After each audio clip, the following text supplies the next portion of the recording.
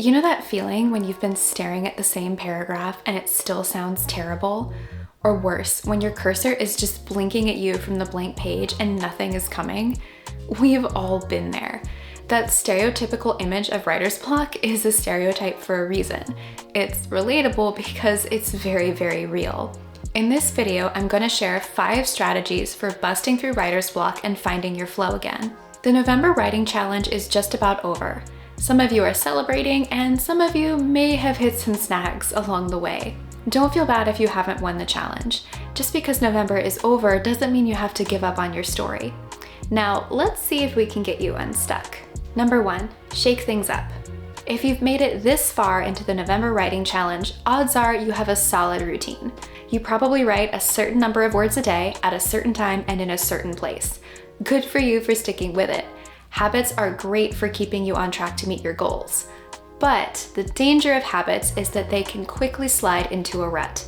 If you're always doing the same thing, you get bored and you settle into one perspective. If you feel like you're stuck in your story and nothing is working, there's a lot to be said for simply changing how you do things. If you're somebody who writes at home, try writing outside of the house for a few days.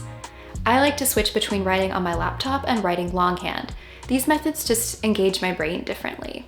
The whole point is to try something new so you can approach the problem in a novel way. This can help you make connections you might not otherwise see. Also, shaking things up is fun. Being blocked feels awful, and frustration is terrible for creativity. A little novelty can relieve some of the stress you're feeling. Like, maybe you still don't know what to write, but at least you're writing in a cute coffee shop with an eggnog spice latte beside you. That's bound to make you feel better about the situation. For bonus points, try combining this tip with some of the other strategies we're going to talk about. Number 2, free write about the problem. Free writing is one of my favorite techniques.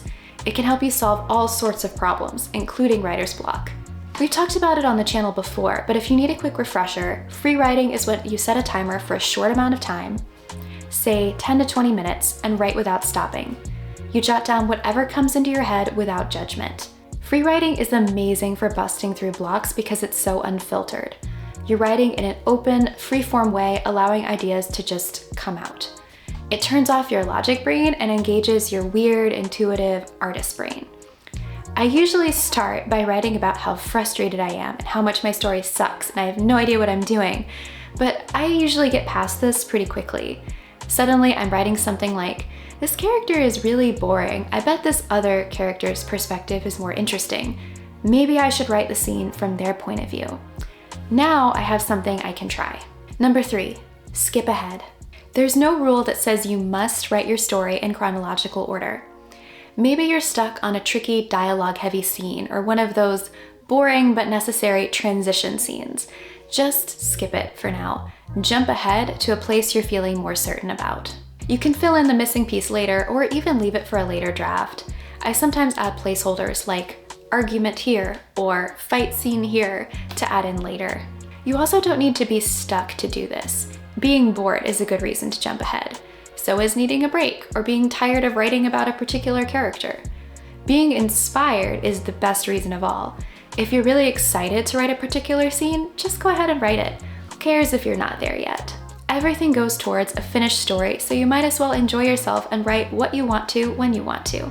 Just be careful jumping around so you don't forget which scene goes where.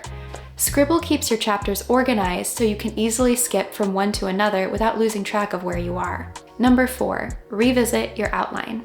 Maybe you're lost because you're not reading your map, or maybe because you don't have a map, or maybe you do have a map, but it's out of date and it no longer reflects the roads you're driving on. If you're not sure what happens next, take another look at your outline. I know I get wrapped up in whatever I'm writing that day and I forget the bigger picture.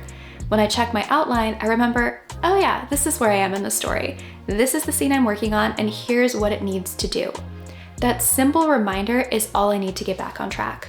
Of course, you might check your outline and realize it no longer makes any sense. It's perfectly normal to change your mind while writing your first draft, so some of the story beats you planned out might not work anymore. You're probably feeling lost because you're not sure where to go instead. Try reimagining your outline with the changes that you're making. If you've never outlined before, think about giving it a try. You can watch my previous videos for simple and detailed outlining methods, links in the description below. Once you plot out your story in a zoomed out, abstract way, it becomes clear where the sticky spots are and why you're having trouble. Scribble also has great outlining tools that make this process really straightforward. Number 5, take a break. All of the tips we've covered so far assume you have the mental energy to tackle the problem, but sometimes you just don't. And that's when you need to take a step back.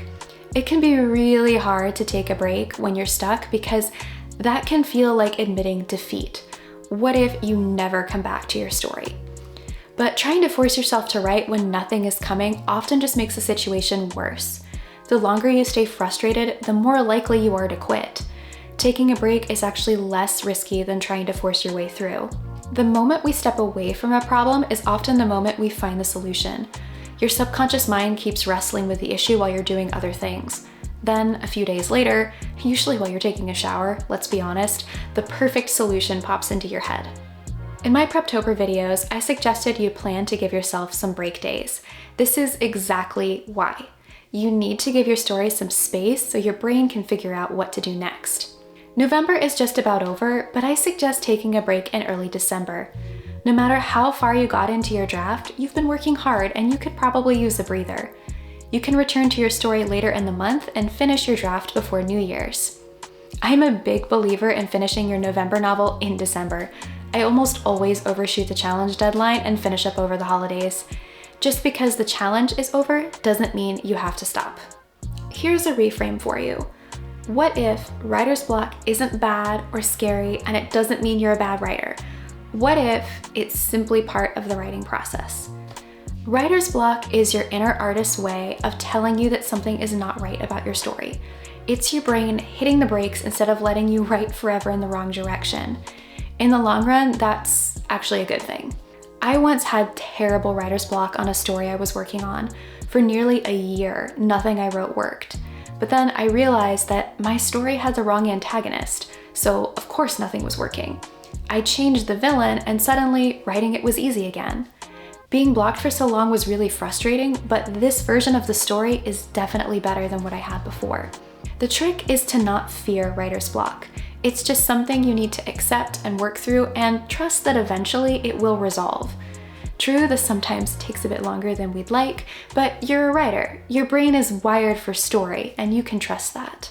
Thanks for doing the November Writing Challenge with us at Scribble. If you haven't already, sign up for a free trial for the tools you need to finish your novel in December. And if you won the challenge, congratulations! Make sure you've updated your word count in Scribble so you can claim your prize, a free month in December. Happy holidays, everyone, and keep writing.